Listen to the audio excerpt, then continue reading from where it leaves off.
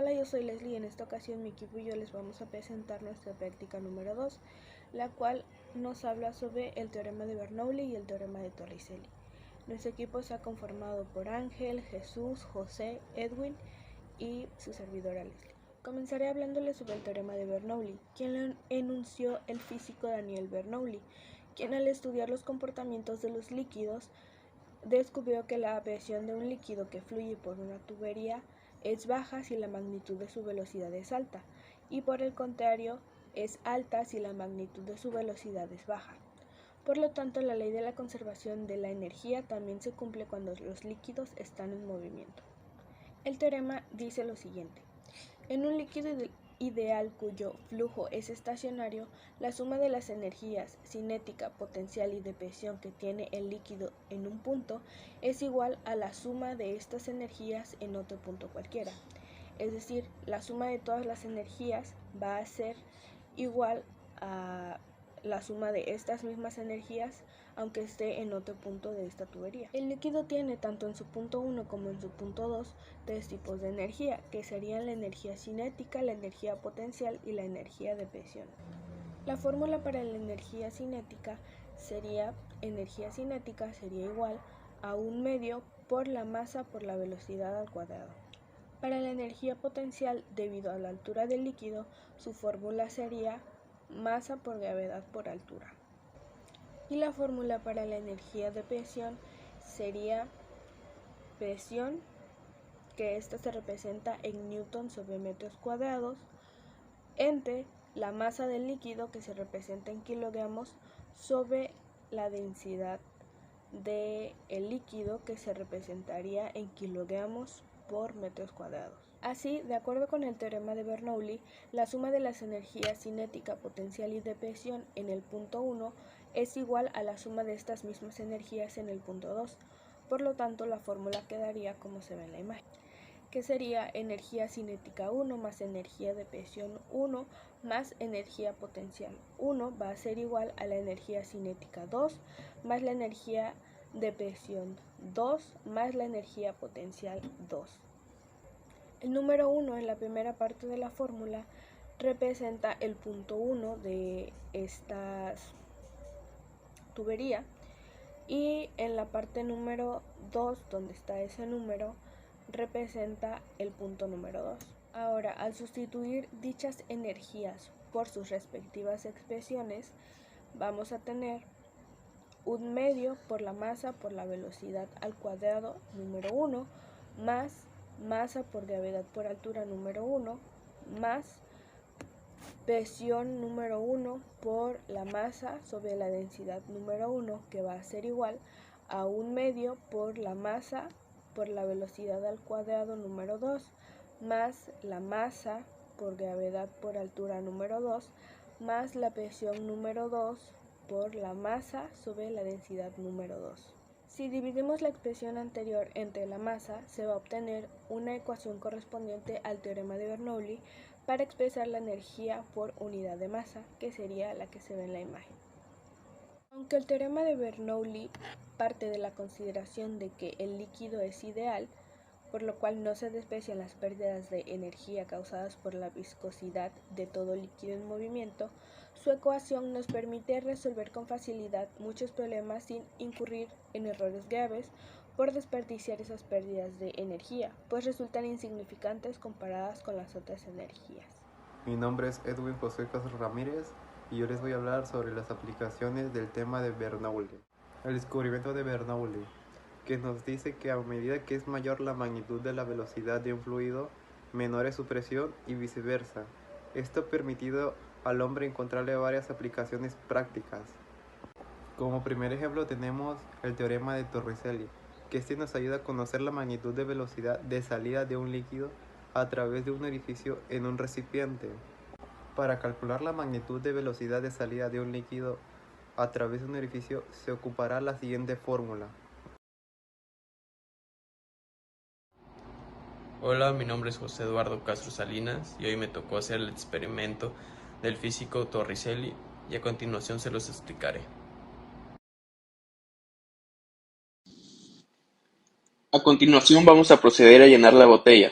Después de llenarla, abriremos la botella y procederemos a quitar las cintas que tiene cada orificio.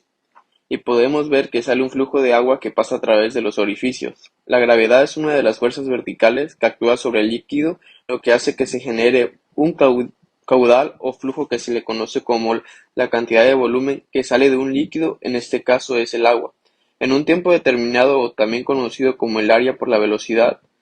Obviamente hay una velocidad y por lo tanto un alcance respectivo por cada orificio al desalojar el agua que contiene la botella. A medida que se disminuye el volumen del agua, disminuye el alcance del líquido en cada orificio.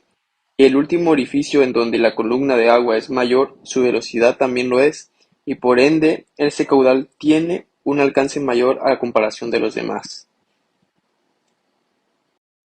Esta vez llenaremos nuevamente la botella con la tapa puesta. Se retira la cinta del orificio del centro y se observa que sale muy poco volumen de agua, ya que la presión atmosférica que antes entraba a la botella ahora se ha detenido, impidiendo que el líquido salga nuevamente.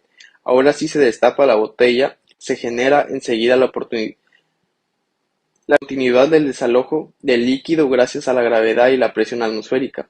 En los dos momentos que hay antes y después de destapar la botella y los agujeros, se realiza un análisis sobre respecto a la energía cinética y potencial con la simplificación de densidades, gracias a que habla de un mismo líquido con la ecuación de Bernoulli. Finalizando todo esto, la deducción de la fórmula que el teorema de Torricelli nos dice, así que la velocidad de salida del agua a un líquido de un agujero es igual a la raíz cuadrada 2 veces a la gravedad por la altura del orificio a la superficie donde se encuentra el líquido. En este experimento de Bernoulli vamos a utilizar dos latas. A continuación vamos a acomodar las latas de manera que vamos a juntar las latas pero de manera que no se toquen. Y ahora vamos a soplarle para que se unan.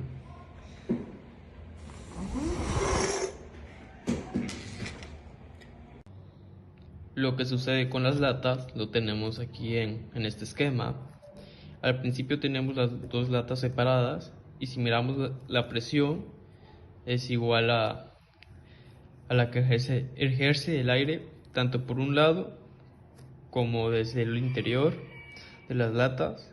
Por eso al ejercer la misma presión por todos lados, los dos objetos se mueven. En cambio, cuando nosotros soplamos entre las dos latas, lo que se dice el efecto Bernoulli es que cuando aumenta la velocidad de un fluido, disminuye su presión de manera que si hay menos presión en el interior, pero afuera sigue habiendo la misma presión que arriba, lo que sucede es que al hacer la presión más grande, acaba juntando las latas, como en este caso. Hola profesor, mi nombre es Ángel Díaz Díaz y continuando con la exposición de mi compañero Edwin sobre las aplicaciones del teorema de Bernoulli, yo le voy a hablar sobre el tubo de Venturi. Básicamente, el tubo de Venturi es un conducto con un estrechamiento corto entre dos tramos de forma cónica, disponiendo de dos medidores de presión, uno en la sección ancha y otro en la estrecha. Se obtendrá la disminución exacta de dicha presión y se podrán calcular el caudal y la velocidad del fluido. La aplicación clásica de medida de velocidad de un fluido consiste en un tubo formado por dos secciones cónicas, unidas por un tubo estrecho en el que el fluido se desplaza consecuentemente a mayor velocidad. La presión en el tubo de Venturi puede medirse por un tubo vertical en forma de U conectado a la región ancha. Esta es la fórmula del tubo de Venturi.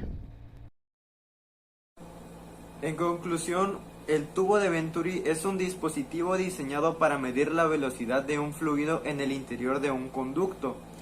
Tiene una sección más estrecha en la que el fluido experimenta una disminución de presión de acuerdo con el efecto Venturi. Siguiendo con otro ejemplo de las aplicaciones del teorema de Bernoulli, el tubo de Pitot. El tubo de Pitot es un instrumento de suma importancia en la ingeniería, ya que permite calcular directamente la presión total o pérdida de carga asociada en el volumen de caudal para estimar la velocidad del fluido. Gracias a este tipo de medición, el tubo de Pitot es considerado como un medidor de caudal volumétrico Y los 4 orificios del tubo de Pitot permiten un excelente perfil de velocidad en el interior del tubo y en consecuencia una elevada exactitud de medición. La construcción de la entrada permite que el medio fluya alrededor del tubo de Pitot sin turbulencias. Y esta es la fórmula para calcular el tubo de Pitot. Hola profesor, espero que se encuentren muy bien. Mi nombre es Jesús Israel Eugenio Oriza y ahí me tocó el tema del movimiento de los cuerpos sólidos en los fluidos. Bueno, básicamente consiste que cuando un cuerpo sólido se mueve en un fluido, como puede ser el aire, el agua, el aceite, etc., experimenta una resistencia que se opone a su movimiento, es decir, presenta una fuerza en sentido contrario. Pues también dicha fuerza recibe el nombre de la fuerza de fricción viscosa y depende de la velocidad del sólido, de la viscosidad del fluido, así como de la forma o figura geométrica del cuerpo. Ya dependerá de la figura geométrica del cuerpo. Un ejemplo de los movimientos de los fluidos en la viscosidad es cuando una motocicleta se desplaza en una alberca. La magnitud de la fuerza viscosa será mayor que si se desplaza en el aire, ya que la viscosidad de esta es menor a la del agua. Otro ejemplo sería cuando un automóvil se desplaza a una velocidad cuya magnitud es de 100 km por hora, consume una potencia del 30% del motor para vencer la resistencia del aire, es decir, su fuerza de fricción viscosa. De tal manera que si la magnitud de su velocidad se duplica, la magnitud de la fuerza de fricción viscosa se cuadruplica. Es todo por mi parte, espero que les haya gustado.